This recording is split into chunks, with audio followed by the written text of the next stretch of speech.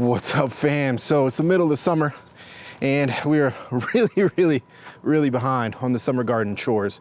Now, the biggest issue I've got today is storms are coming. If you can't tell, it's really nasty and dark out here. Rains are coming and it's supposed to be kind of bad. I want to make sure that all of my tomato plants are all trellised up. Now, there's a few different ways you can go ahead and trellis up your tomato plants. As you can see, first and foremost, we're using a trellis net this year. We used the Florida weave method last year, which worked really well, but with our busy schedules, and I'm sure most of you out there are trying gardening for the first time, Florida weave works and it's great, just requires a lot of maintenance. It requires a lot of time. You have to come out and constantly put them up. And you have that time, that's great. But I wanted to try something a little bit easier this time, so I just picked out a nylon net. Now, the tomatoes are doing a really good job of actually growing through the net on their own, which is surprising. But we're gonna go ahead and tie them so that when winds and rain come through, they don't get all ruined.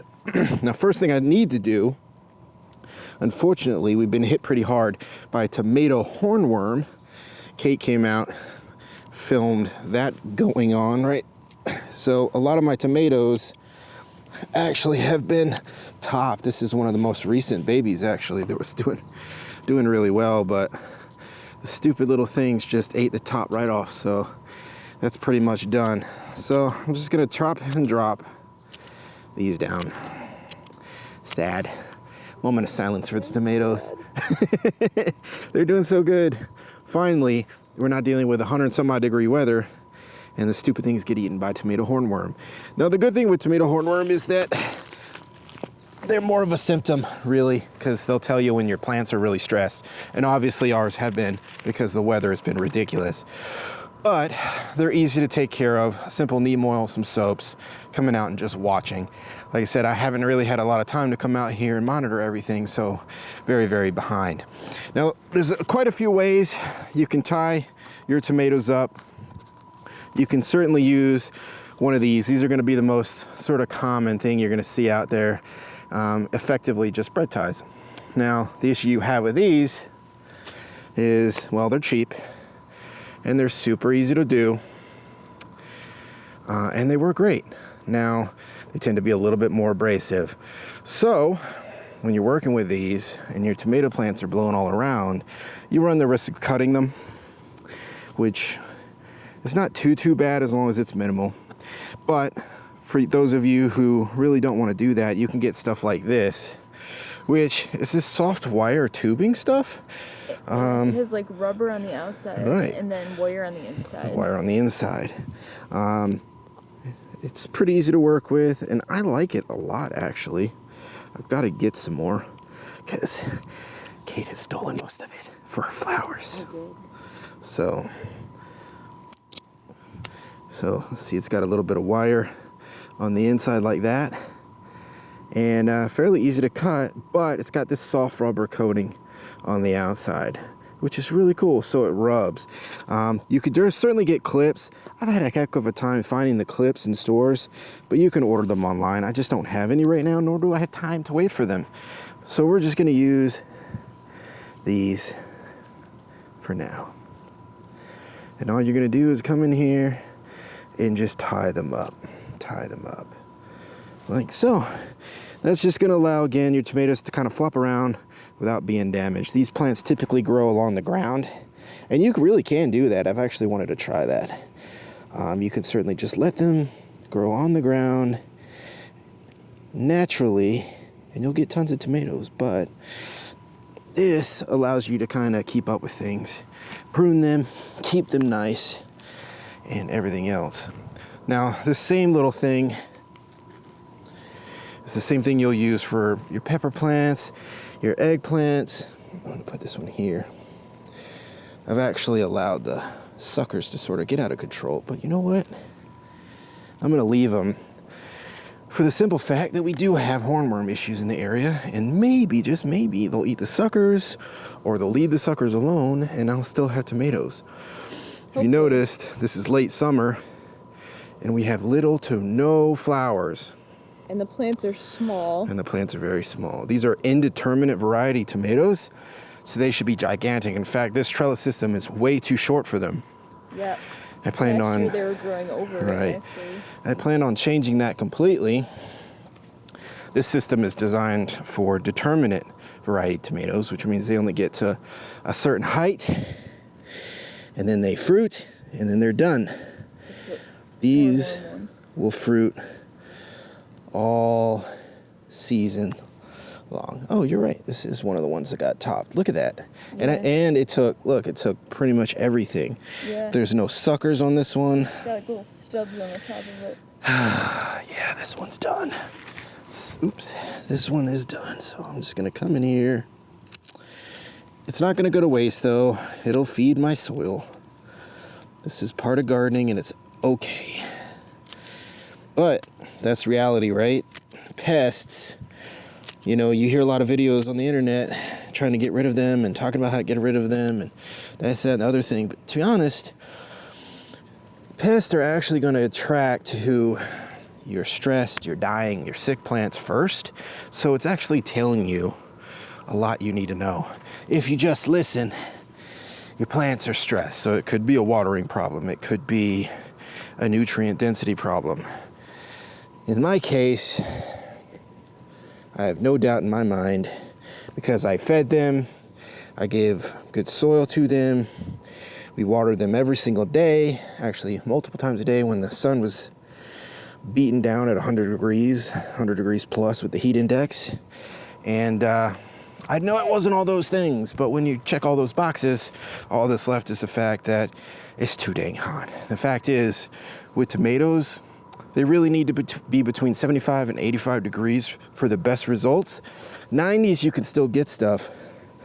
But once you get past 100, you're done. You can keep them alive and hopefully get them till fall. And maybe you'll get fruit then, which is what I'm trying to do here. So funny though. At least we have all these little volunteer tomato plants. Yep. To Self-seeded from like last year. right, to take up the space. That one too. Because those were two solid plants were lost. Yep. They somehow didn't hit these, and I don't really know why. Maybe they don't prefer the Romas. I think those are Romas. I think so too. I think these ones are the Romas. That, I think, is a volunteer yellow pear. I think so too. Also, unfortunately, most of my marigolds have really died back. My basil bolted and it's dying back. So most of what I have here is just not keeping the bugs away like they should. I also had, last year I had sweet alyssum in the area. I had it in this box over here. And sweet alyssum attracts these special predatory wasps that lay eggs in the hornworms and kind of disgustingly kill them because the larva, the eggs grow on their backs and then the larva hatches and it eats the hornworm. It's pretty gross. But I mean, it saves your plants. Effective. Yeah, it is effective. And it's a natural way, so you're not using all kinds of weird poisons. Now, the very, very first year we started, we had something like this happen where we got hammered by a cucumber beetle. And that's just the way it is. Whenever you have a really bad season, it's tough to bounce back. But the heat's coming down, which I'm excited about. This rain that I'm trying to protect my tomatoes from is going to bring a lot of good watering in. It's going to cool the temperatures down. And it's already having a positive impact. In fact, I haven't had any peppers all freaking summer long. The most beautiful pepper plants I've ever had for the very first time, and zero fruit. Real quick before we close it out, I'll show you. I've actually trellised these up as well. As you can see, I've just used a small pole. You can use dowels, you can use pieces of wood, you can use sticks, you can use whatever you want. And I've used the little bread ties and I've tied them up nicely. So these are all going to be protected for the season. But what I'm excited about, we found out this morning, I've got peppers, I've got fruit. Finally. I'm so excited about that. It's going to be fantastic. Which pepper is this? That's the orange. It's the orange. Oh. These are the orange sweet peppers. The lunchbox orange. It's like those sweet peppers you find in stores bagged up for snacks. This looks like this is getting one too. Yeah, those are all having fruit. And this one, I think, had one on it too. I think that is, this is the red bell. Yes, this is the green. That's the green.